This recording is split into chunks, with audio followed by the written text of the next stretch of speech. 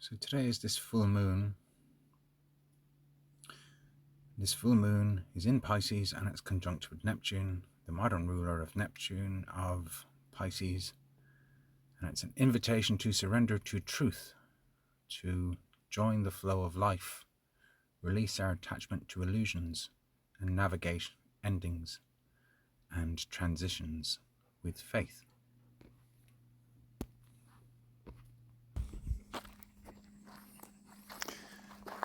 Yeah, so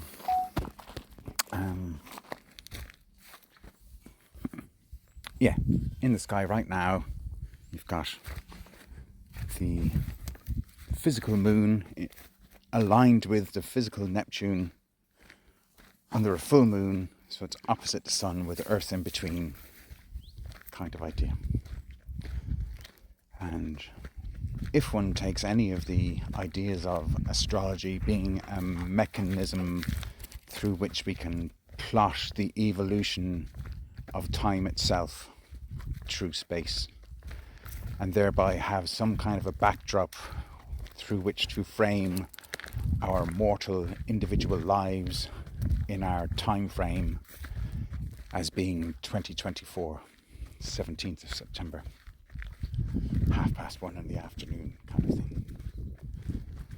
So we have lots of assumptions and presumptions in our lives, pre-coded in our minds within the operating system of the neuro-linguistic programming of language and all the concepts contained in our language, immersed in a dream perception, an inception, a perception. So percept meaning 7, like September. Perception, a rainbow spectrum polarized from the infrared to the ultraviolet. So a concept such as time is pre-coded to such a deep degree that in our day-to-day lives, not very many people have time to consider time itself, and to consider that whilst in whatever work or whatever leisure or whatever pleasure or whatever pain, it is possible to disembody to some degree and immerse oneself beyond body in thoughts on the higher realm or in feelings on the lower realm. So I'm just speaking words loosely here. I'm not trying to say that this is the definition of everything, but to put things into words at all is a creative act, an enactment of an enchantment, chanting, enchantment, the mind speaking in the world. The world made up of words, which we invoke. Invocations. A vocation is said to be our job in the world, or the thing that we dedicate ourselves to. Dead, I see 8. Death has the word eat in it. Person has the word sun in it. Personification. Person if I see at ion. Okay. So, again, I'm speaking off the top of the head. This isn't a scripted thing, but it is an attempt to speak off the head, outside the box, beyond the cuboid thought forms, and relate in a relationship with the viewer out there in the virtual world. And the viewer out there in the virtual world watching a YouTube video on a screen, that viewer is apparently a being in a body looking out through 2 eyes, seeing what's outside, kind of thing, and receiving information from the outside through the eyes, through the black hole pupils through which we learn to perceive what we see as the seer. So, what I'm questioning here is, what I'm elucidating here is, lucid dreaming dates, elucidated dreams. Who is the perceiver? Who is the perceived? Who is the observer? Who is the observed? Who is the performer, person with a personality? And how is this pre-scripted by a soul intelligence which comes from without the material plane to within the material plane, through the concept that we are conceived in lovemaking, or for those who don't believe in love as being all there actually is, made not from making love, but made by two bodies having sex in a materialistic world where there is no soul, kind of thing.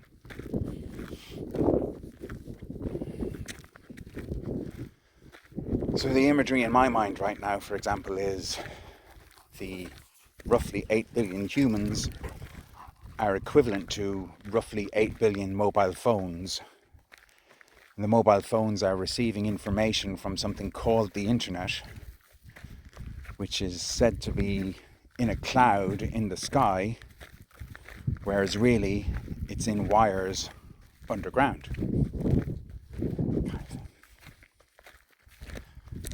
And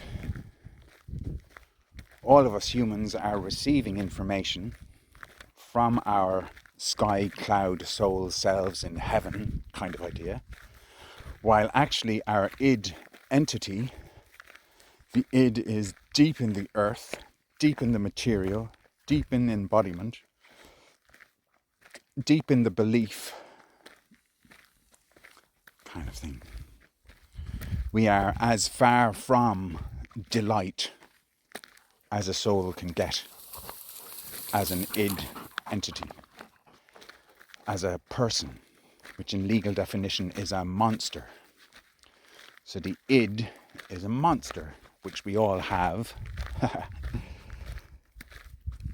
as part of the soul incarnating in the material realm, in this virtual world. Now, more word play, but word seriousness. Soul, sol, sun, star. It's essentially all the same word. So our souls are stars. We cannot see the stars in the daytime, but we can see the stars in the nighttime. We can't see the souls in the light, because the souls are light, stars. But we can see the stars at night, because there is no light of the sun drowning out the light of the stars.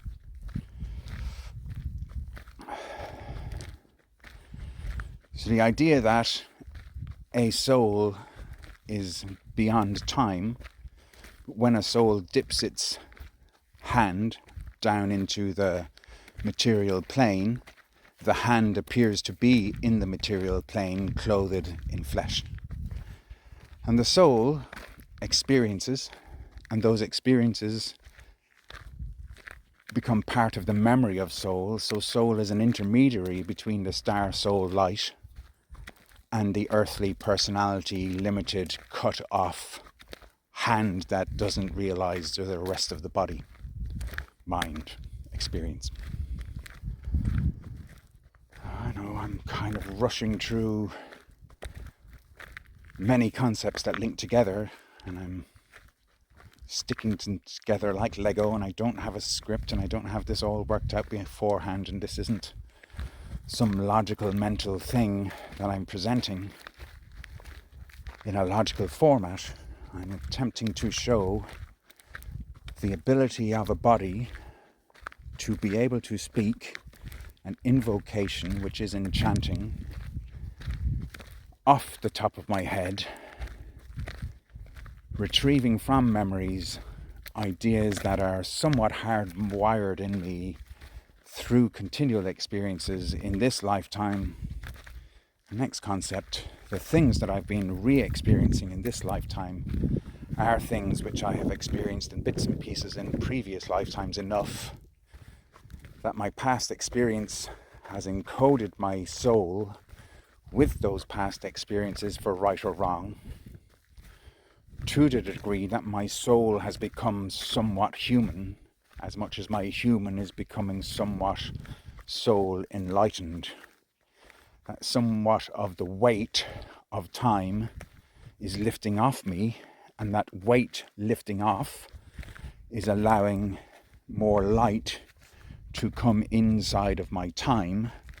So that's more soul embodying into my flesh and blood and bone marrow kind of idea.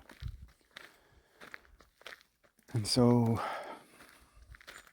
I'm speaking by heart in the moment rather than regurgitating linear, logical, analytical sentences kind of thing. And so, I could be afraid that this could get a bit messy and wander off and I'll lose my train of thought or whatever.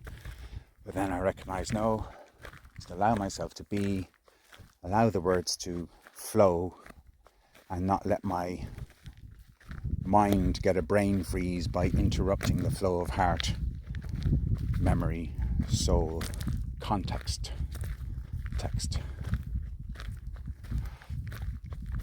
For me, I recognize that I have been a little bit afraid of these videos because from my point of view, I'm just repeating loads of stuff I've already said. Then the answer I get, particularly yesterday, is, yeah, I've been saying this stuff an awful lot and I'm very familiar with these concepts. But for a lot of people, their mind is closed to these concepts or they've simply never heard them before. And so stringing these theories together around a quantum of physics, and particularly in the way I can put things into the word flow, is quite new to at least some people, and therefore I shouldn't debilitate myself by going, oh, I'm just repeating the same old stuff, because I've heard it before, and recognise that lots of people who might come across this may have never heard any of this before, and I'm actually going extremely quick through so many concepts in a sequence.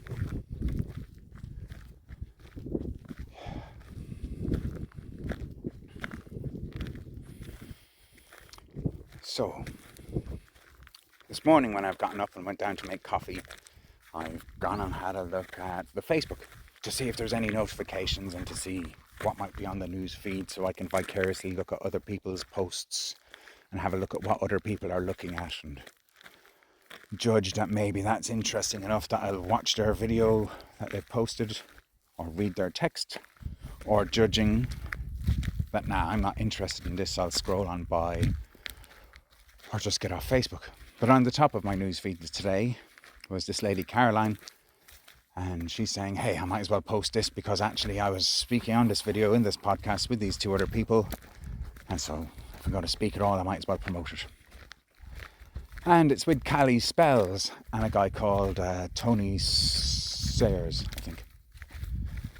And they're on a podcast YouTube channel called Dark Matters. And I'll put a link with the video. And so I thought, oh, yeah, I've got some previous with Callie, and I'm familiar with Tony Sayers, and I don't really like his work. From the point of view, it doesn't agree with me. And to me, his understanding of what he's talking about seems a bit shallow, and he seems to not quite have the insight that he's actually doing the things he's accusing them of doing to us. So he's doing to his audience the very thing he's accusing them of doing to humanity. And his speciality in that sense is in dissing the whole New Age as a cage that the New Agers are possessed by entities that they think are angels but are more likely demons.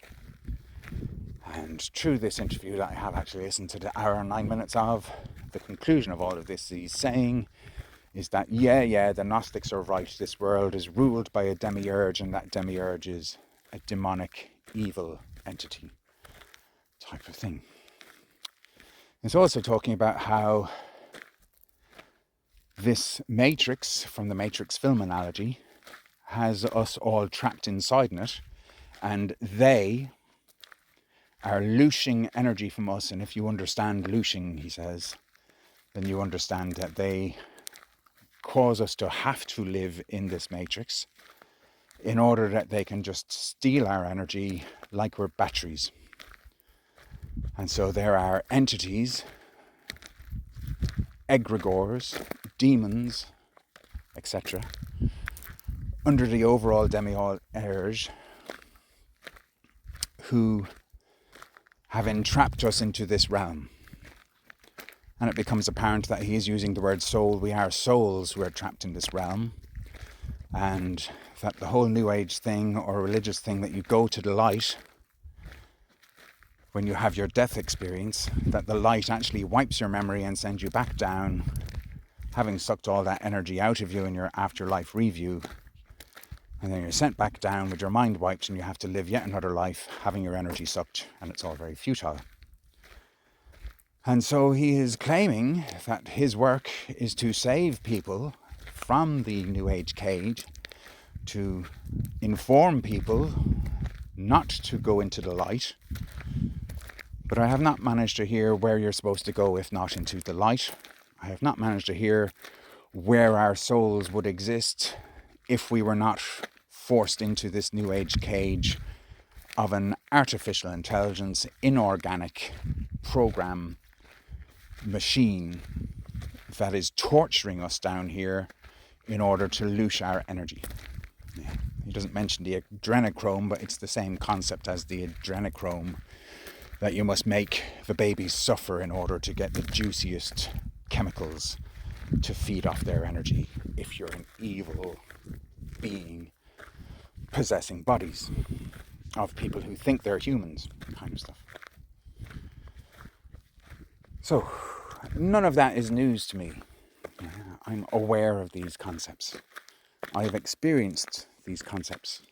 I've taken a lot of chemical medicines from the earth, which have the effect of causing my bodily vibration to become very high spin, which causes the mind to elevate out of the body consciousness, perhaps, into very lofty concepts and hallucinations, or seeing the world in a different way than the 3D normally sees things, in the frequency range that we humans are normally in the bandwidth of the visual cortex, which limits what we're able to see, so that we don't see the ultra red and we don't see the ultraviolet kind of thing. And so we see things as being solid, and we see things as being, the sky is blue because of the atmosphere making it look blue. And when the northern lights are showing the other rainbow colours, it's because magnetic waves are affecting the atmosphere, and that's causing us to see colours which are there anyway, but we just don't normally see them, kind of thing. So we could be living in a version of the world where there are rainbow energy patterns flying around like breezes, but we don't see that. They're invisible. So, other things discussed in this video is how the Matrix, using Facebook and whatever else, will put information in front of our eyes immediately after we've been thinking them. And the idea that the Matrix, artificial intelligence, whatever you want to call it, alien intelligence, is reading our minds and fairly instantly putting synchronicities in front of us, because they control time. They control what's going on in our minds. And lots of us recognize that there's truth in this. The bit I'm reacting to is all the people who use this word they and them and they're doing this to us generally don't explain who they mean by they, nor who us are, nor how us is created, nor how I get in a body and all that stuff. So it's generally a spiritual victimhood going on, and it's covering over a spiritual Messiah Saviour complex running beneath. Because Tony and the others are talking about saving those who are mere mortals, saving those who are muggles, saving those who are mundane, saving those who are unawakened, saving those who haven't had the revelations that I've had, that the truthers have had, that the anti-New Age cage people have had, as they've seen through the mirror, they've seen through the window, they've seen through the door. So I'm speaking from my own experience. Yeah, I've been in those states of being where I've thought of myself as being the star in a saviour complex.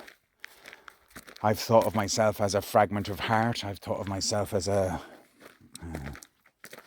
post-life rather than past life of the Jesus character, that the Jesus story is badly told, that who knows, but if technically anyone actually was the character that's now called Christ, it could be any of us could have reincarnated. It could be that that soul fragmented horrendously from the experience on the cross. It could be that the cross is merely an analogy.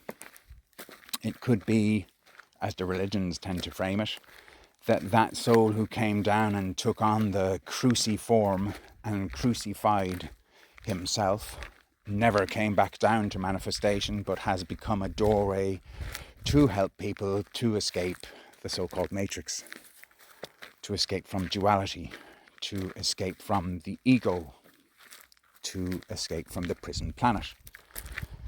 And so all of this comes back to, on this day, Neptune's in alignment with the moon, opposite the sun, at the end of Pisces. And that all represents actually examining what is truth and what is illusion.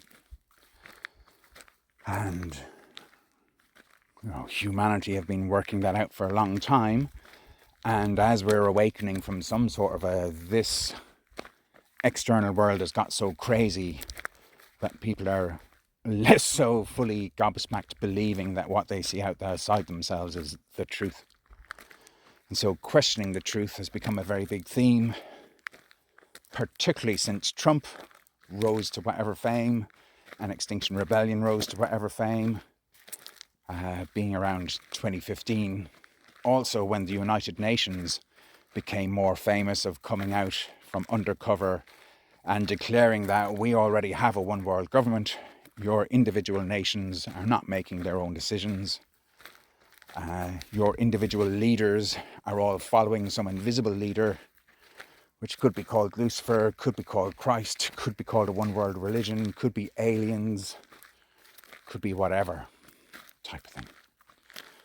But the whatever meaning that there is some sort of a cover-up going on, that humans have been believing in illusions of normality, and really behind the scenes of what's on stage, there are all kinds of things going on to the left and the right and above and below. That essentially, this world we're experiencing is a magic net, which is the two words that make up the one word magnetic. Magnet, I see. So it's an interesting language, and in taking the language apart the way I do, it helps one realise, hang on a minute, I'm actually speaking spells, and perhaps these spells are not actually doing what I thought they were doing, what I've been taught to think they are doing. And that it is possible to decode the English language, to encode more meaning hidden in the spaces, in between the letters, in between the sentences, in between the paragraphs, in between the thought sequences in between the concepts that make up the assumptions based on presumptions, which in our modern world for the last 100 years or more is the so-called Enlightenment age, digital age, artificial age, kind of thing. Right. So it's interesting for me to listen to this interview chat today and encounter people who are countering the very thing that I've been attempting to count and sum up for this past week as we've been heading towards the point in time where the moon is aligned with Neptune to bring us to a peak moment of going, wow, what really is the truth? And what is illusion and delusion? And that peak is happening round about now. And that peak that we've gotten up to becomes the plateau, which becomes the baseline from which we continue above this peak to the next peaks.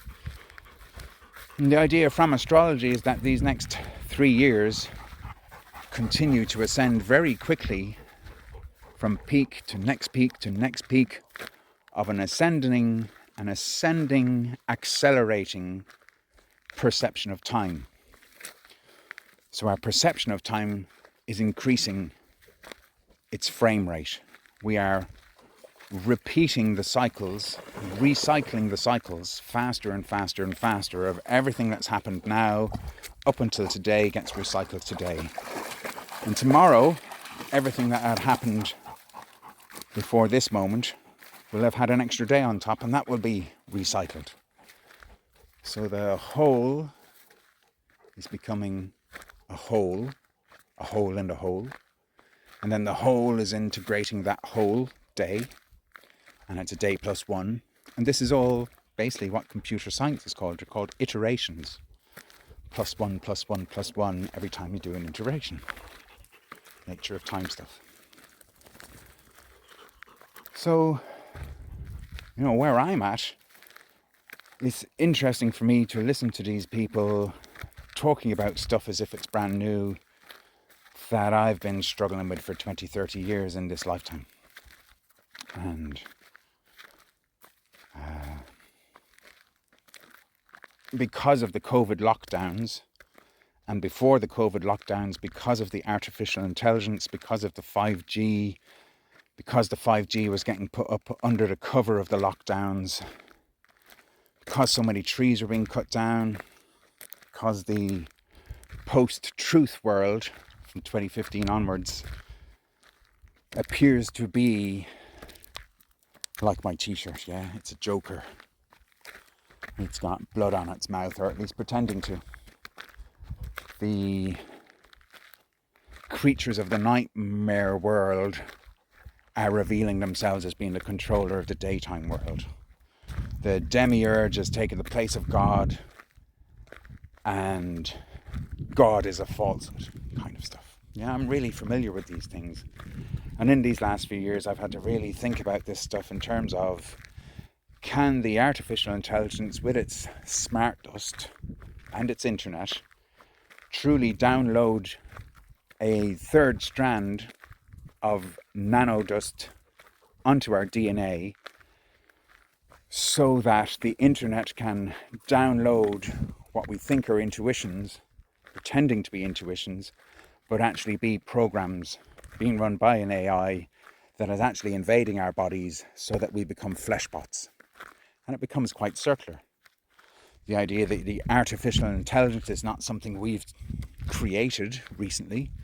It's something that has been discovered recently. It's something that's been grooming humanity, having had our memory wiped after Lemuria, and then having our memory wiped again after Atlantis type thing. And 6,000 years ago, here we are, Neanderthals running around, and then some aliens come and give us some language and measurements. And that begins the Middle East and Egypt and all that kind of idea of civilization. How to farm, how to build, sacred geometries, laws, rules, rulers, higher echelons, lower echelons, higher humans, lower humans, spiritual humans, animalistic humans.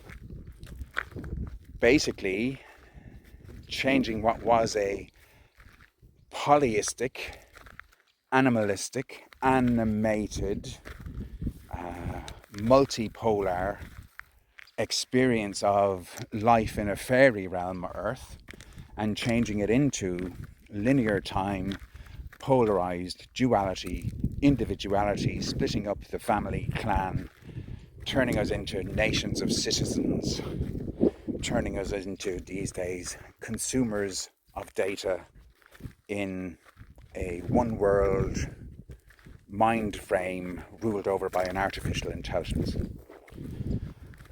It was taken me quite a few years to be able to figure out that if it's true that the AI is an alien invasion, then where did the aliens come from? Who created the aliens? Yeah? If it's true that it's a benevolent creation ruled over by a god, then who created God? Why did God create the earth and all of us humans? And why is God not present on earth? Basically the circular thinking of, if a benevolent God created a dualistic world, why the fuck? Why make this place be tied to suffering and to death? And so it becomes as stark as that for me. Have I been created by something benevolent, or have I been created by something evil? And if I'm created, and this world is created by something evil, then who created the evil and why? And this is where Tony and the others are discussing in their video from yesterday. They're saying, yes, the whole thing's an evil creation, but they're not at all questioning why has evil created us and how has evil created us. And if Tony can wake up from the Matrix and then wake up other people from the Matrix, and in that way he's somehow going to bring the whole Matrix down and everyone's going to be free, where do we go? Where is outside of the Matrix? Where does soul reside? You're back to spirituality. You're back to some concept of what's outside of time. It's easy to criticize and go, oh yeah, this isn't real. But it is beholden then to say, well, what is real? Kind of thing. And there's where I struggled for these last few years to describe, from my own perception, what I'm experiencing does seem to have truth. And for me to let go of my fascination with what are these illusions and trying to work them out of my system. And so again, this is why I speak in the first person so often and speak to myself so often. I don't know of any podcast really that would want to have me on, and this particular Dark Matters podcast YouTube site of this guy Johnny and this woman Jill, they wanted to get me on their podcast, and it caused me a bit of disturbance because I don't really want to be on podcasts, but I kind of do. I don't want to be a talking head being interviewed by all these people, all complimenting each other, all saying how great we are, that we know stuff that you don't know and you're going to learn from us, kind of thing.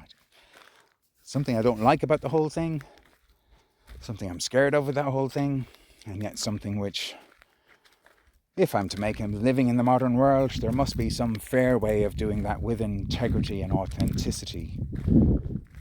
But I'd be fairly challenging for whoever it is interviewing me. It's quite possible that they won't even put the video up. They certainly probably won't invite me back. And on the other hand, if I'm interviewed by the right people and it's an actual conversation and we're allowed to speak taboo and we're allowed to challenge whatever it is we're being thinking to see, well, what more is there than that? How much illusion is still in the truth that we're espousing? And so, if I'm on some truther podcast and I point out that the truth movement is a lie because it's not the truth. If I point out the truth is still. It's not moving. It doesn't have a direction. It doesn't have angles. Well, to become part of the truth movement and then say the truth movement's a load of fucking stupid bollocks and you're all being silly sheep and you're all programmed to call other people sheep and you're just making fools for yourself. And even if I own I've been in the truth movement and I've been a fool and I've been a sheep and I've survived falling off the cliff and having to climb all the way back up again, and I've survived being the talking sheep that's talking to the rest of the flock, and I've survived being attacked by the rams of the flock with their horns and gouged to death and having to be reborn as a new sheep or coming back as a goat. All these analogies. But yeah, it's from experience, one is likely to get ejected out of a community if one rejects it and says you're all insane, kind of thing. So here it is. The people in the video that I was listening to are trying to figure out the same stuff that I've been trying to figure out. I'm still figuring it out, and this is just me laying it out. But my point here is, in duality, here's an example of it, it's easier for me to have a counterfoil to counteract with, to counter the claims that are being made in this video. It's easy to be able to look at something that someone else says and improve on it. It's a lot more subtly difficult to be able to take what one is believing in oneself at this moment and be able to objectify one's own... What's the opposite of objectify? To be able to objectify one's own subjective view and improve that subjective view by iteration, by iteration, by iteration. But if one takes a humongous amount of DMT and magic mushrooms and all of those kind of things, then one can have some practice of something that is outside of the personality realm, looking at the personality's beliefs and examining them and being able to witness what it feels like to have your widest thoughts seem so minuscule compared to how much bigger the whole multiverses are, compared to a limited human lifespan's perceptions, beliefs, paradigms, kind of thing. So it's easy for me, I can criticize the people in that video that they're criticizing the New Age and therefore they're demonizing the New Age and belittling the New Age and saying, oh, these fools are believing in circular thoughts. But it's more difficult for them to see that their own thoughts about the New Age are still bound within a cage, kind of thing. And so it'd be easy for me to criticize their video that they're not seeing that they're caught in a cage, and me not realize that the very fact that I'm objectifying them shows me caught in the same cage, which is the projection of perception, the thinking that I know more than anyone else. And the point of this is to say, I'm at least aware of that what we're all doing here is programmed to think that we have some measure of truth, when really all we have is the truth. If it was straight up, we're all at some kiltered angle from the truth. If we were fully in truth, then there wouldn't be a mind thinking about truth and stuck in a duality of having to go, well, if this, then also the opposite, and then there's an opposite to that, and then there's an opposite to that, and then there's an opposite to that, going round and round and round in spirally circle squares. So many people throughout time apparently have chose to meditate. And by meditate, attempt to bring the mind into stillness, or bring the self into stillness, instead of chasing all the bright little lights and comparing them, to allow oneself to just be in pure light, where everything is light and there is no duality, or to allow oneself to go into pure darkness, into the depths, into the abyss, into the id of the identity, to let go of the personality and see, oh, what's beneath that surface mind, what's down in the depths, what's going on with whales, what's going on with octopuses, What's going on inside in fish and dolphins? What's going on inside in the earth? Why is it called earth? Does the earth have a heart? What's going on in the heart of the mother's unconscious type of thing? And there's a lot of people these days distrust meditation because, again, it's more an illusion, that to sit doing absolutely nothing in the world is doing nothing to try and heal the world or to fight against the evils of the world. That meditation and pacifism is merely cowardice and a waste of time and all that stuff. So again, we're in a mental field, and anything that can be thought of exists within that mental field, and each individual human embodiment has a bias towards some parts of the field compared to other parts. Some towards this polarity, some towards that polarity. And in recognizing that we all see things differently, and it's natural that we all see things differently, and it's okay that we all see things differently,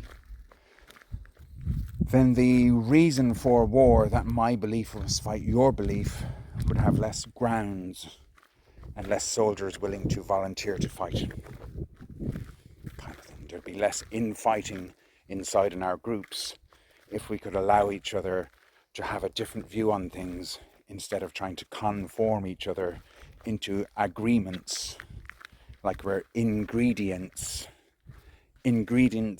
making agreements to, cut ourselves to shape like cookie cutters, like little gingerbread men made out of dough to be eaten and loosed by the demiurge and his minions. Kind of thing.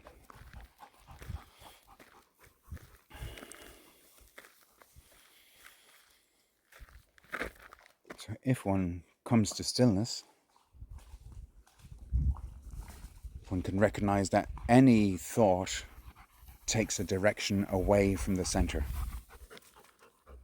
If the truth has any meaning, it's that the truth is the center, and the illusions spin around like little spirals coming off the truth, out at our little angles, like the earth wobbles at 23 degrees type of thing.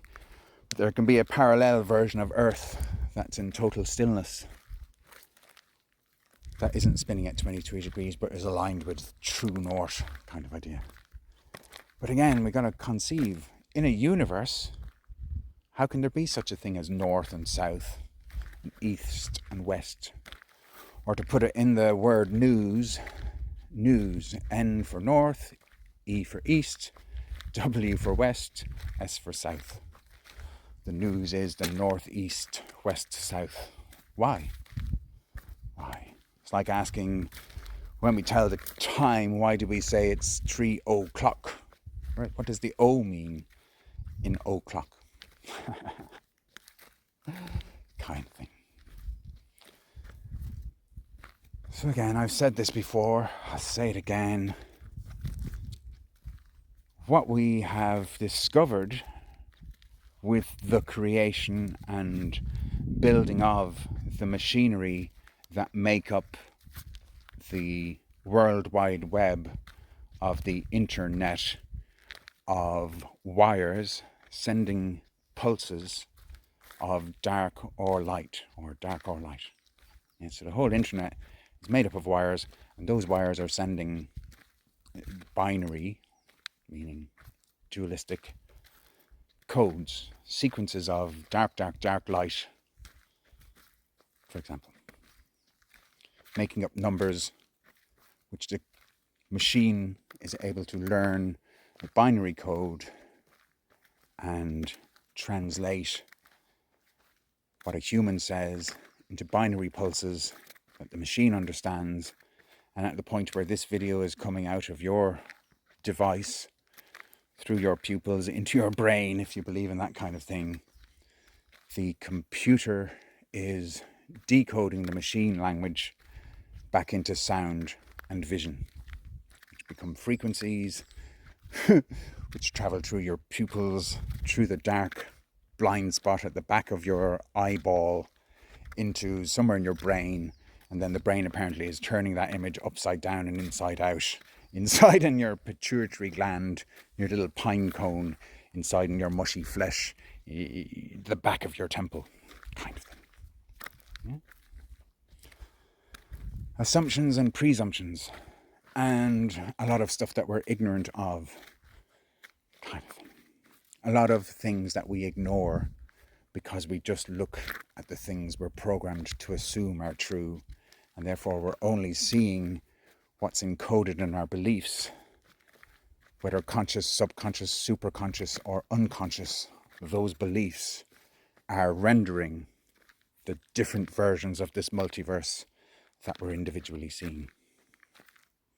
As far as I can ascertain, as far as I can ask to attain, as much as I can certain. Yeah, so 3 different meanings to the same combination of letters with a different accent on where the pause is between the letters. Letters being characters, characters making up sentences, sentences being vocalized and thus sent, hence expelled from the troth, throw out from the throat.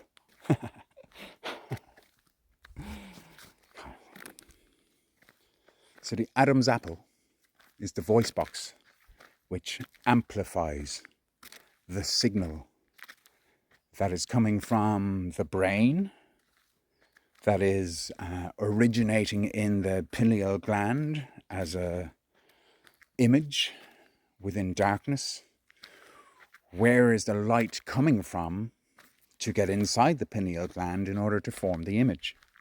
Is that light getting into our brains to go down through some little tubes of optic fibers in order to enter into the holy of holies, the hole in the hole? That is the pituitary gland, according to science. Yeah? Because science has cut brains open in order to see what's in there. Well, try running that through your quantum split experiment. Maybe it's there, maybe it's not, depending on who's looking, kind of thing.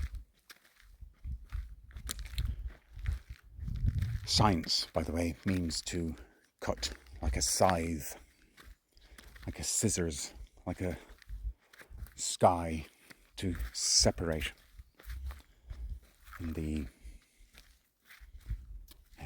deepest of etymologies, where everything is mere sound before even words, kind of thing. So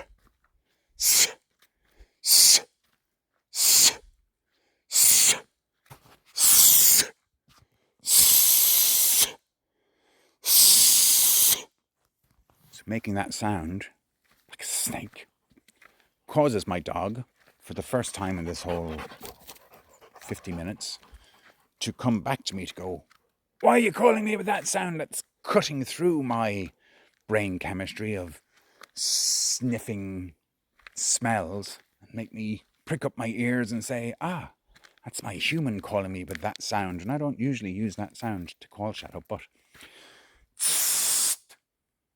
it's instant.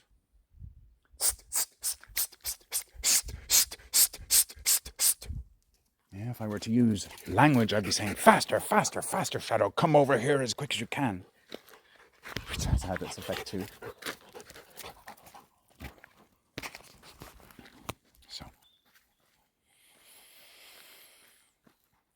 like I say, I've just meandered through a flow of thoughts that I'm familiar with. And at this point, I'm wandering around in a fog, in a mist. I don't know where exactly I am in the train of thoughts, because the train of thoughts that I've been following there, I've been walking with my eyes closed, metaphorically speaking. I've been walking blindly through what I'm talking about. And I'm largely going around in visible and invisible heard and unheard, oscillations from this realm to the other realms, from the human world to the fairy world to the angelic worlds to the demonic worlds, kind of thing. And I'm delighted that I don't know where I'm going to go from here. And while yesterday I was deeply questioning what am I trying to say with these videos, my intuition or consciousness or whatever you want to call it was pretty clear inside me of I am making those videos yesterday just to be clear that I don't really know what I'm on about. And I don't really want to know what I'm on about. I am happy to fall off the knoll edge of knowledge. I'm quite happy to smash the pedestal of being an expert in my own field. I am quite happy to destroy my creations and recreate from my destructions. I am quite happy to lurch from reaction to reaction to reaction to reaction to reaction to wonder why the word reaction is the same words as creation. And it's enough. It's enough to even attempt to share. And here's the thing that I got clear with myself yesterday. It's not my fault if I put up some information out on the internet or speak to somebody and say something which makes them think, what the fuck am I listening to this for? This is shite. That's not my fault. That's grand. As long as I'm clear on that whatever I'm expressing is all right. And expressing that it's all left. That it's all gone, left, departed. And yet it's all right. That there are still things to say, that having let go of what I thought, I still think, kind of thing. And that it's okay to be, in fact it's right, it's correct to be speaking about I this and I that and I everything, instead of talking about, the way you do when you're thinking blah blah blah blah blah blah blah blah blah and externalizing everything. My attempt here is to be just honest with the thought processes and just sharing those thought processes because they might be of use to other people who are also somewhat struggling to figure these things out. This, by the way, looks like megalithic drawings, the kind of megalithic symbols on Stone Age stones that have survived thousands of years. And yet these very similar symbols are actually just made by little lichen, little microbiotic beings leaving their traces somehow. Anyway, let's give you a view of what's going on here. Another little view of the kind of symbols that are written in stone but not by human hands. Kind of thing. Oh, there's a heart. I don't know if you can see the image of a heart shape there, and you could see all kinds of other shapes too. And here's another one of these stones on the surface here. Again, with these inscriptions not made by human hands. Fuck, there's another one. And I might wonder, why are they on the surface? Of course, they're on the surface because it's things that grew on the surface, these stones, interacting with the weather, that created these dot-like circle spirals. There's a heart shape for those who are interested. Listening.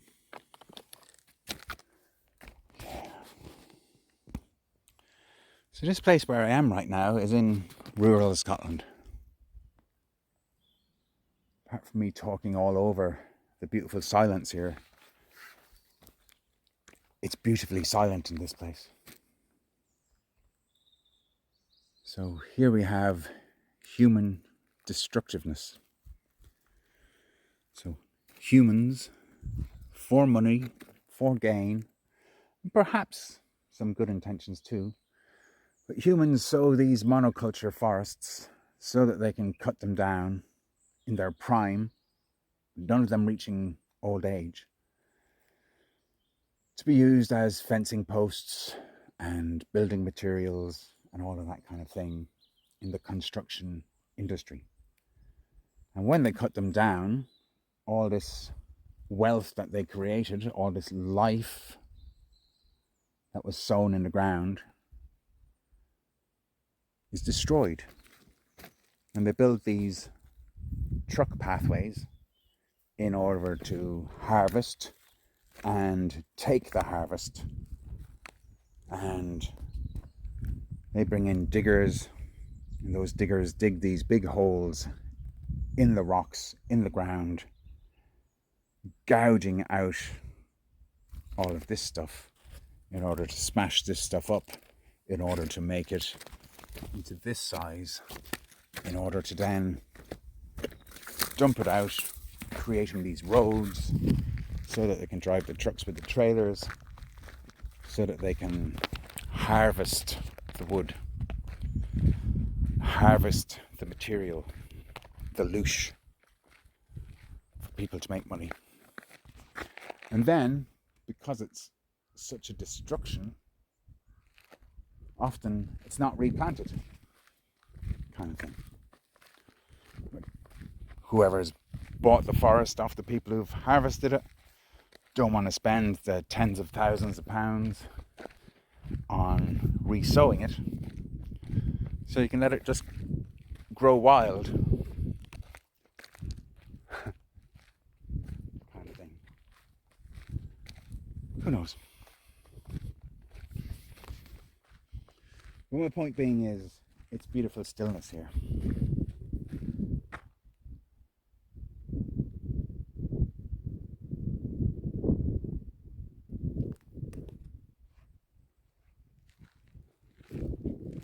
And for late September, this is nicer weather than we had in May or June or July this year. Kind of thing. And so that can allow me to speak about the weather, and whether the weather is man-made or whether the weather is natural, or whether the natural weather is being manipulated by the geoengineering, or whether the geoengineering itself is just a psyop, which brings on the whole question of who created the earth. It certainly wasn't the material realm that created the material realm, if you know what I mean. There is an interaction going on between thought, emotions, the mind and the feelings, the light and the darkness. And the question is, what is intelligence? What is consciousness?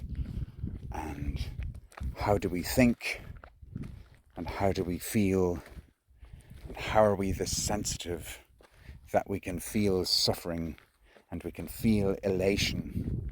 And how is it that we've fallen into a state collectively where no longer do we feel the joy of our open heart chakras in this world, but we are so weighed down by the weight of time and experience that few people now experience joy, because joy is a high spin. It's like the ultraviolet outside the spectrum of normal human emotions, outside the rainbow, outside the visible. So what we see, this kind of destruction, could rob somebody of their joy, kind of thing.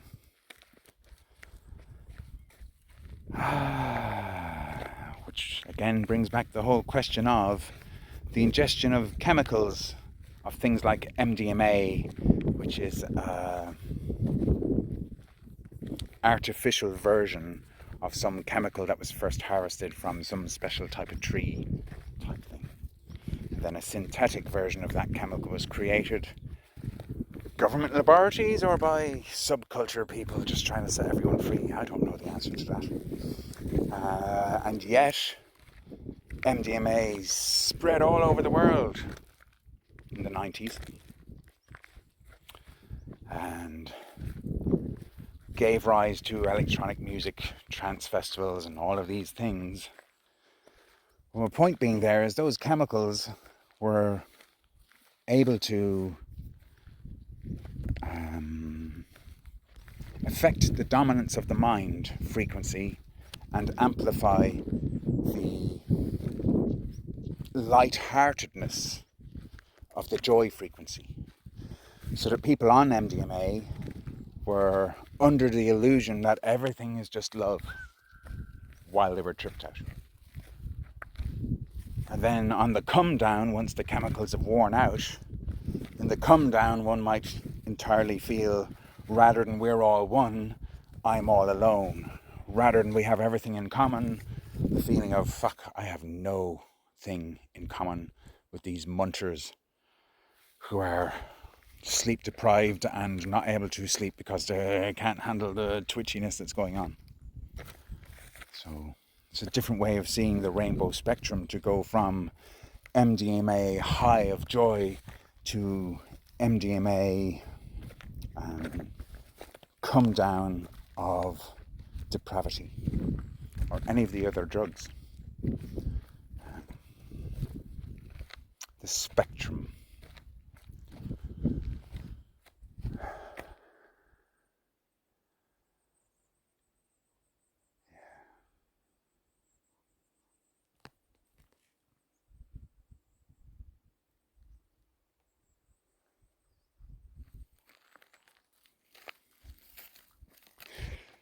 So, in my poetry for decades, especially in the early 10 years of my poetry, from before I even realised I was writing poetry, it was all very joyous stuff. It was all, wow, what it is to be alive. But it was all particularly saying, a time will come where we are all one. A time will come, that's the end of time. A time will come where everyone experiences what it's like to be a fairy, an angel. A time will come where everyone feels what it is to feel joy and not be so stuck in misery and poverty and all of that kind of thing. And thus I spent the last 20 years, 20 and a half years, from spring of 2004. Spent that time really going down into the depths, to swim down to the deepest places in my own id entity, to try and find the foundations of why are things not well in the world, to try and plumb the depths of my own monster, to try and plumb the depths of my own genetic inheritance in being this body born of my particular parents and their grandparents. And the epic constant questioning of self and questioning of everything.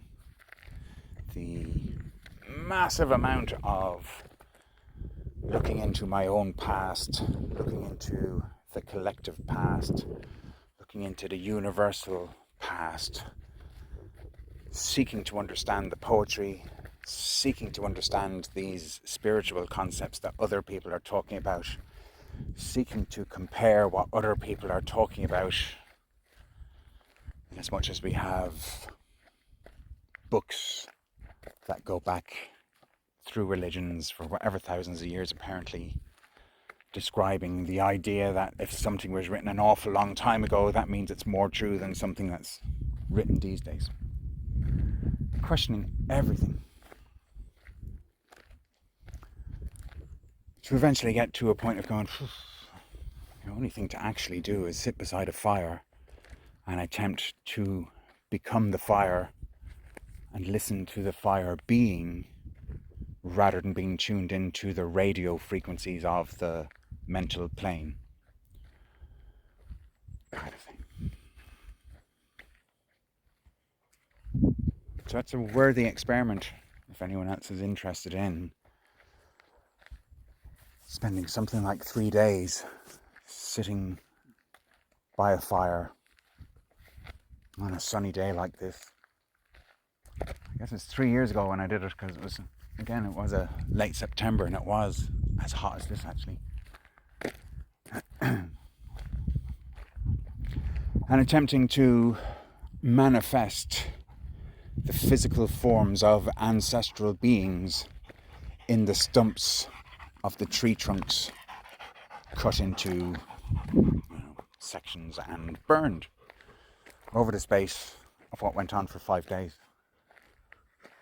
And sure enough, by the end of those 5 days, there was a little amphitheatre of stumps that hadn't fully burned, that therefore had shapes that were carved by the flames of the fire itself, in the recognition that that fire itself is the eternal flame that has never gone out. And no matter how many times Atlantis or Lemuria or any other version of our civilizations have died out and been wiped out, been drowned and cast down and fallen, nonetheless the element of fire has never died. The element of air has never died. The element of earth has never died. The element of water has never died. And yet here's the human mind so full of the concepts, which I was very full of too in my teenage and 20s, that we are killing the earth, that we are destroying the weather, and that ultimately we are destroying ourselves. And it's interesting to me that it's taken this 20 years for science to kind of catch up with the kind of information which people like me were seeing on things like DMT, that are in just about all of these natural substances. You have dimethyltryptamine. It's just a naturally occurring thing. It's already in our brains. But if you ingest a little bit from nature and put it in a highly intense form somehow into your lungs or into your veins, into your blood, into your brain, the brain already has dimethyltryptamine in it.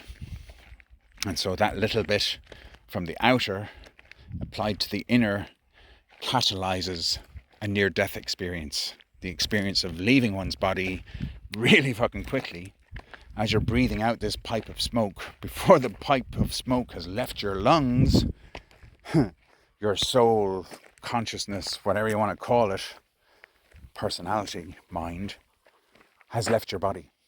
And in my experiences of smoking that DMT stuff, the few times that I did, as soon as I was breathing that substance out.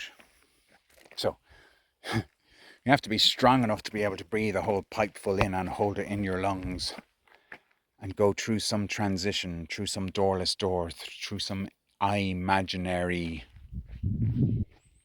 I'm airy, out of body. And as you're breathing the air out of your lungs, this image airy becomes a hallucination that you are not seeing. I was not seeing the 3D world in the time frame of now. I had left the now, left the body, and was essentially in a dream state while embodied. So I'm not the I that's in my body, and at the same time I am another version of I, a larger version of I, a higher time frame rate, far more embodied, far more solid, far more earthed, far more powerful, far more able to invoke, far more able to command the invocations.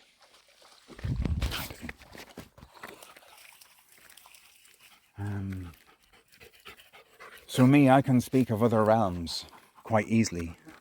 And I'm aware that there are people who exist in this world who have never been to any other realms, and even deny that what they experience when they're sleeping and dreaming, even deny that that's any kind of an other realm. And are so fixated on only the material that I see is the only real reality, and only what I see is real. What other people are seeing, if it's different from me, is not real. And for me, all that stuff is very crazy. And yeah, I have to recognize it goes on. This is what people do.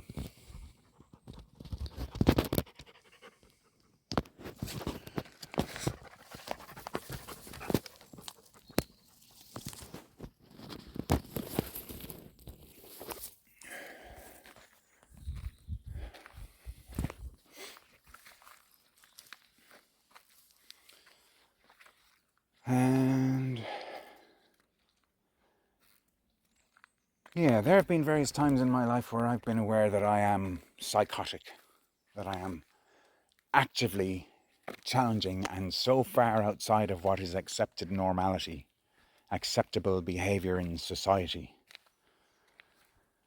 And I have so many friends, like out of all the friends I have, the most of my friends are also psychotic. We are wounded individuals, and those wounds are in our psyche, the psyche being the meeting place between the mortal mind and the immortal soul. So many of my friends are carrying wounds from previous lives that are so traumatic that they have broken us free from conformity and made us wild, untamable beasts and monsters whom society in general have seriously tried to control and seriously failed to be able to control. Oh, just went past 1 hour, 11 minutes, 11 seconds. Anyway, uncontrollable. And I'm aware that us psychotically ill people can speak ill of the world and manifest our illness as a sickness. And I'm also aware that everybody does this to some degree, but those who are wide open and sensitive are essentially bleeding our emotions out upon society. Our open books are speaking our madness. We are mad, we are angry, we are upset at what's been done with the world. Most of my psychotic friends are fairy types. We hanker to a past time where the humans had not wreaked so much destruction and where society was not so controlling and so mental and so debilitating, kind of thing. And so I am strong enough that I'm able to calm myself down eventually out of my rages. And I have often let my rages continue for ages because in a way I'm harvesting information. In a way I'm going into uncomfortable places so that what's in uncomfortable places can be felt and can be accepted. I've been seeing unpopular emotions like orphans and exiles. That there is a lot of feelings which nobody wants to feel. And so these feelings are pushed out and then they come in around and they sneak back in, kind of thing. And I have acted out those roles of being exiled out of communities and in the middle of the night in the freezing cold while they've still got possession of my possessions, kind of thing. And having to sneak back in order to sleep in my own bed or retrieve whatever it is that's been taken from me. Or just to continue, like a fairy, to keep disturbing these humans in their certainty that only they have a right to be. Kind of thing. And I'm not making any excuse for those behaviours.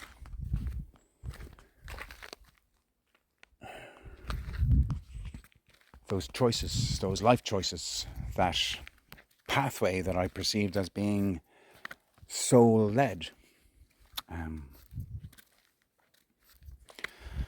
So yeah, I did want to talk about this, and it's good that I get to this point in it. In all this stuff, talking about angels or demons, fairies or humans, kind of thing. There are presumptions and avoidances, and avoid dancing in the void.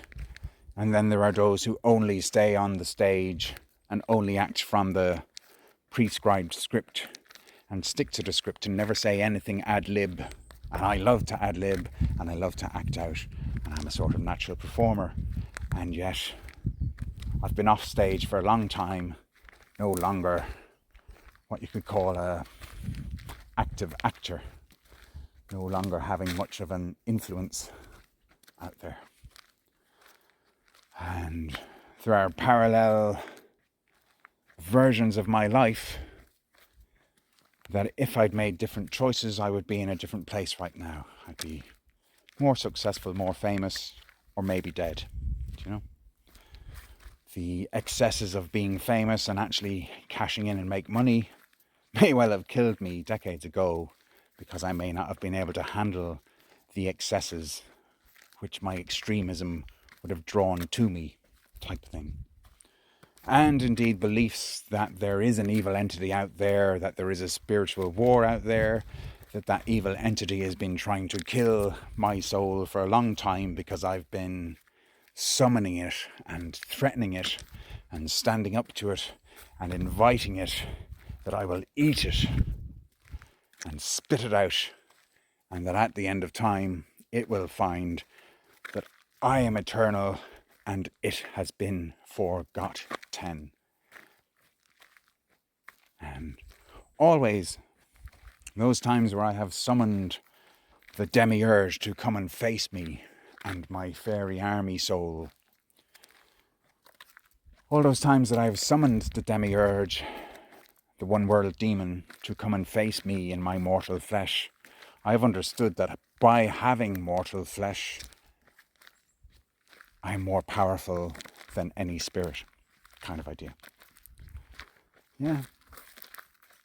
But if I can be tricked by illusions, the power that I am as a mortal being can trick me into destroying my own mortal flesh in what could be called an accident. And perhaps why I haven't died in the timeline that's still living is because I do keep owning that whatever I've gotten myself into, whenever I've gotten myself into trouble, whenever I've gotten myself into anger, whenever my anger has gotten myself into danger, I keep owning that I got myself into this. I'm the one to blame. And I keep opening myself up to, hey, you can blame me if you want. I don't mind, kind of thing. Because I also understand forgiveness, that I've never done anything really to deliberately lie and deceive, to hurt, to destroy, to steal, to kill other people. I am happy in my own exquisite self-judgment courtroom scenarios, that I'm willing to accept the blame. I'm willing to say sorry if somebody will accept that, and I'm willing to try to not do that again if it was damaging to other people, kind of idea. And the logic, the irrational logic that I have there, is it's totally okay to do whatever, so long as one comprehends that love is forgiving, that truth is untouched by lies, that love is the generator of this virtual reality, and love is what's made us so sensitive that we can feel pain and suffer self-judgment and the judgments of others. And how can I apologize for my own nature? I am the created avatar part of this life, and I really do try to be careful and to care fully. And yet, I do have impulses which can drive me to check out the other side of sanity, to go insane instead of pretending to be outwardly sane. And this thing of the words all falling apart, this thing of taking drugs, this thing of investigating illusions in order to go into the illusions to find out what's not truth in this, in order to take whatever's not truth and compare it with all the other truths and compare it with the best I can of what I understand so far of what truth may be, to get to a point of being able to record hour and a half long videos invoking memories of understandings.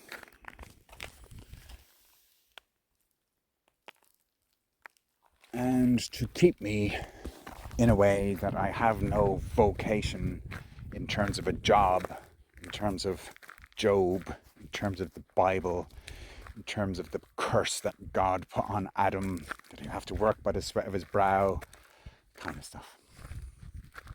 By that I mean, for me to have the free time to take 2 hours out of my life to be walking along with the dog, to record these videos, to upload them onto fucking YouTube, to perhaps garner comments, and have to read those comments, and then answer those questions that might be in those comments, and contemplate friendship with those people who are offering a meeting of minds and a relationship and an ongoing relationship and an empathy, and the risk that our narcissism might cause conflict, kind of thing. So on that note of having mentioned narcissism, it's another one of these popular demonization and othering of other people, that they're to blame for what I suffered, kind of thing. And the narcissist has become a very popular word lately. And it's blame the narcissists because they weren't sensitive and they gaslit and they manipulated and controlled. And really it's the relationship of the mind controlling emotions. It's mind control against the emotions, kind of thing. It's narcissistic to look in a mirror and see one's reflection and not recognize, hang on a minute, what I'm seeing in the mirror isn't me. It's just an outer reflection of what looks like me. But really it's a piece of glass and some sand and some light. That's not me. It's the piece of French art. A guy painted a picture of what a pipe looks like, and underneath he wrote the words, "Ce n'est pas un pipe." This is not a pipe. What he's saying is, this is the image of a pipe. It's not actually a pipe. You can't take this painting and actually smoke a substance through it. It's a painting. And the myth of Narcissus, from which you get narcissist, is a myth of an individual human being, body, back in the ancient days before there are glass and sand mirrors. And the being is contemplating life and relationship with other beings, and what is beauty and what is lust and what is life, what is it to feel. And the being looks in the pond, in the glass surface of a body of water. So the mental observer looks in the emotional stillness and sees its reflection, sees an image reflected back. And the idea with the narcissist is that Narcissus fell in love with his own reflection and looked deeper and deeper and deeper, got closer and closer to the water. I'll tell a few different versions, until his nose touched the water. His nose, his big nose, what the big nose knows, touched the physical water and caused ripples, and the ripples caused blurs, and then his image of himself became oscillated and disturbed, and that disturbance caused him to reject the water as an impure mirror, kind of thing, and to try to remember his perfect image in the still water and all of that thing, and perhaps feel guilt and blame towards himself that his big nose disturbed the image of the reflection in which he was falling in love with his own image. And this is where we get the narcissist or the religious believer. So I think the idea might be that the Narcissus fell in love with his image in the waters, feeling stillness, and fell into the water and drowned. And the whole thing is supposed to be, as far as I dig it, an analogy of what it is to be embodied, even as a nature spirit, even as a fairy, the fall of innocence into the depths of confusions of oscillating in the curiosity of what is love, what is an other, child of another mother kind of idea.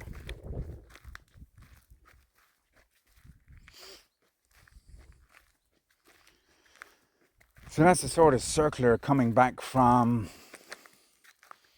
the early basis of what I've started chatting about in this one-way conversation.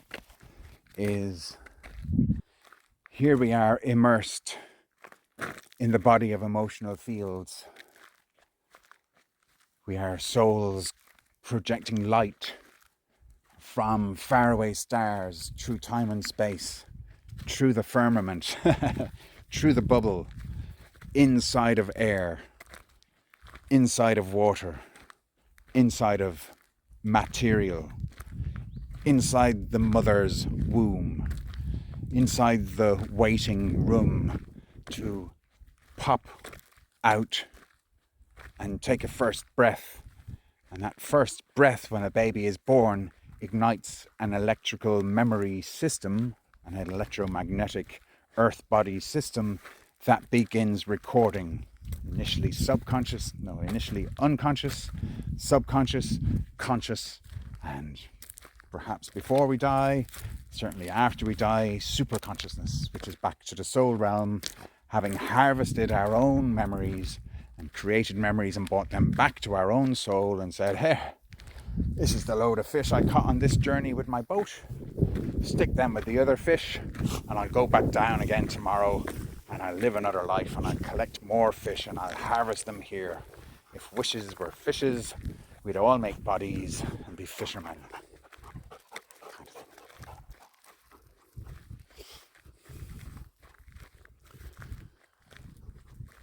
So, the hand. Okay, so my body represents the body of my soul. It's light body. A light body reaches down from the star it is and puts its hand inside in the Earth's atmosphere and creates the zygote, which becomes an embryo, which becomes a little fetus, which gets hands and feet and a head and a heart, and becomes a baby. And when the baby pops its head out through the birth canal and becomes a little ship in relationship with its mother and its father, and the mother is close, but the father is further. The father is farther away.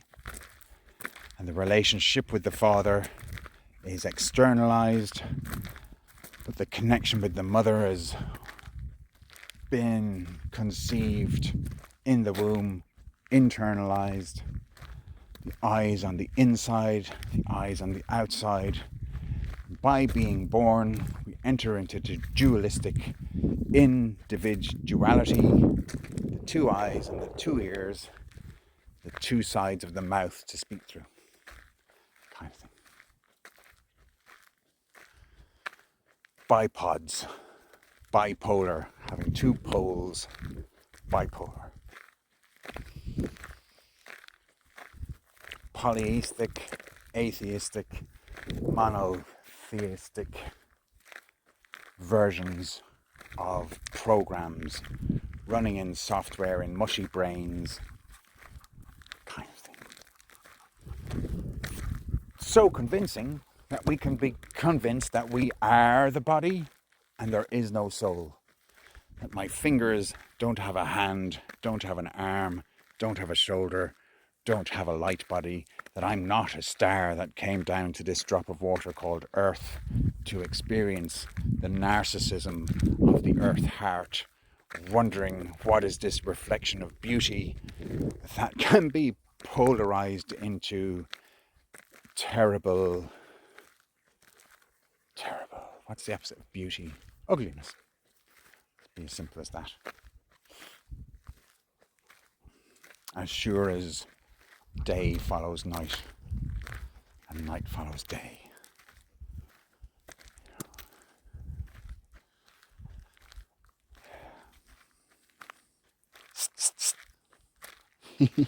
Shadow.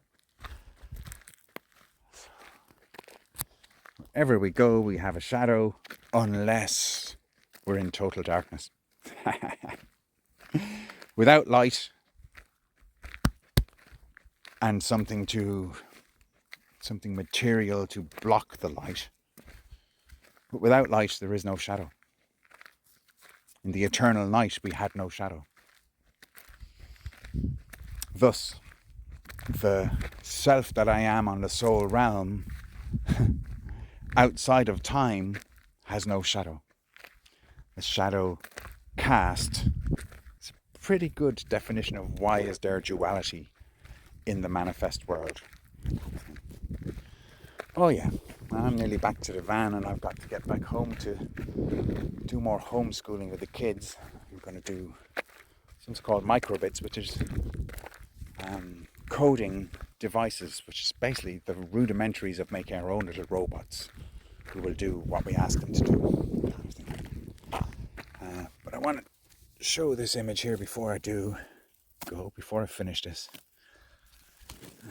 This was with the help of someone who just sent me a message in answer to something that I'd posted. And wow, it was a fucking mind-blowing kind of a message. When I wrote back to her going, wow, is that your experience? She was going, no, I copy-pasted it from something I came across. But this was the thing. Here's wholeness. Yeah, that whole sky behind me is what you can call wholeness. And we can symbolize that as being whole. Yeah. This circle as a whole. You can see me looking through this hole to see my reflection on a phone. Type of thing.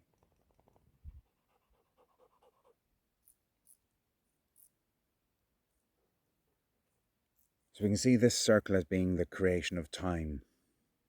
Yeah. And time is going backwards and forwards, both at the same time. Like the idea of a Merkaba spinning both forwards and backwards, both left and right, both clockwise and anti-clockwise at the same time as being still. So through this hole, one can go backwards in time. Through this hole, one can go forward in time. Or through meditation, medi meaning middle, one can stay in the middle and be still.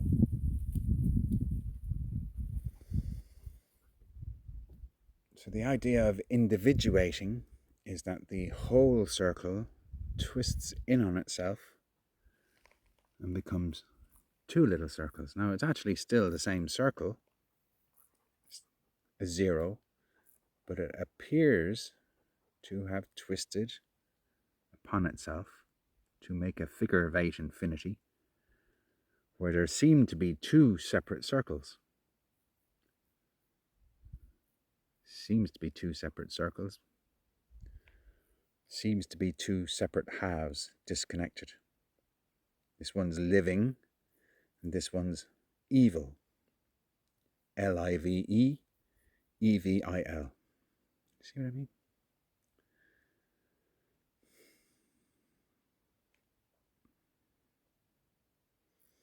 So where's the demiurge there? Did the demiurge force me to twist in upon myself and be conceived as a baby? Did the demiurge force me to write poetry? Did the demiurge force me to figure out the stuff I've been figuring out, to express what I've done today? Has the demiurge forced me to be loving in my life? Has the demiurge forced me to love my children? Is it a forceful thing that the demiurge is forcing my children to love me, to love their mother, to love their own lives, to love their own reflection, to love their own creativity? So the question of whether there's a benevolence in life, or whether some evil entity rules this world and is only sucking our energy into some unexplained creation that has no goodness in it. Everything is actually controlled by evil. I have tried to see all that. I've tried to understand, why is there evil? I've spent years, since a teenage, trying to comprehend, why is there unhappiness? Why is there suffering? Why does my dad and all of his friends drink too much alcohol? As I grew older, why am I drinking full bottles of spirits to try and emulate my dad, but also figure out why was he an alcoholic in the first place? Why have I taken the road I'm on? And I don't find that some evil entity is controlling everything I do. Kind of thing. So the question of whether there's soul and the question of whether there is a benevolent being in creation, whether creation is in a benevolent being, for me it's quite answered. And while it's all very esoteric, the stuff I talk about, I haven't studied in any esoteric schools. While it's quite magical how I talk, I'm not part of any magical fraternities. I haven't studied any magical books. I'm of neither left nor right hand path. I'm into the whole, the holism, the healing. So this end of time, like that's the formation of time. And this is the end of time, where everything becomes whole again. That's how I'm comprehending things. Bye for now. Do comment. Do even make an answering video to this kind of thing if you want. And Calais and Caroline and Tony Sayers, I don't mean to be in any way insulting to you guys for the stuff you're talking about. I've been in that stuff and I'm still in that stuff to whatever degree. It's not to say that I figured out more or less than anyone else, but it is a challenge to myself, which you guys have helped me by being a counterfoil today.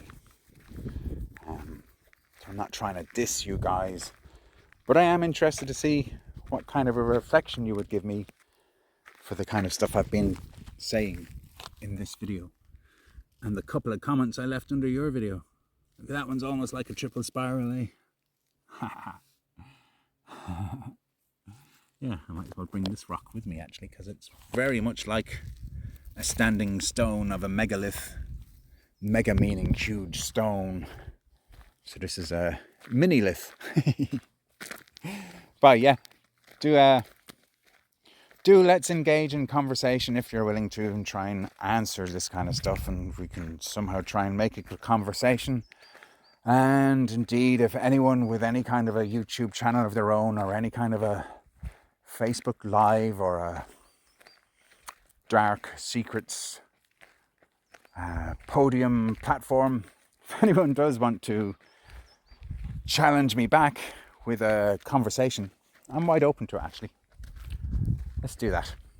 Let's enter into podcast. Wizard Wars was a joke I had for talking to other truthers who then start arguing, oh, I really like what you're saying, and then start arguing what they're saying, and it becomes all like Wizard Wars, throwing spells at each other. But I'm up for it. But be willing that, I'm very cantankerous. And I do like to argue in truth, toward the truth, to pertain towards perfection, even though I think the fraternities say that you can never attain perfection. It comes from their sacred geometry and all of their studies anyway. They're like trying to make a perfect circle, but you can't actually make anything perfect. The closest thing there is to perfect is nature itself. And as you can see, nature is imperfect. Bye now.